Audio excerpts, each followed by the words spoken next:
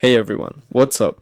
On the Weller channel today, I'll show you how to fix the issue where Epic Games online services are not installed. To do this, we'll need to install them manually.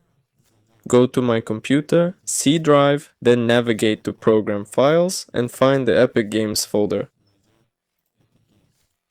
There it is. Here I already have the folder. You'll need to create it manually. Right-click and create a new folder and name it Epic Online.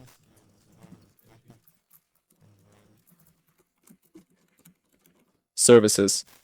Just like that. If it's not there, I just created it manually. You'll need to do the same. Next, you'll need to go to the launcher installation directory. For me, it's also in Program Files, Epic Games Launcher. Alright, let's go.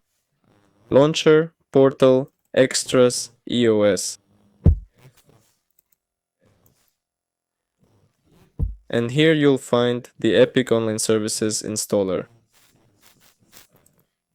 Open it, click Yes, a dialog box will appear and it will install itself.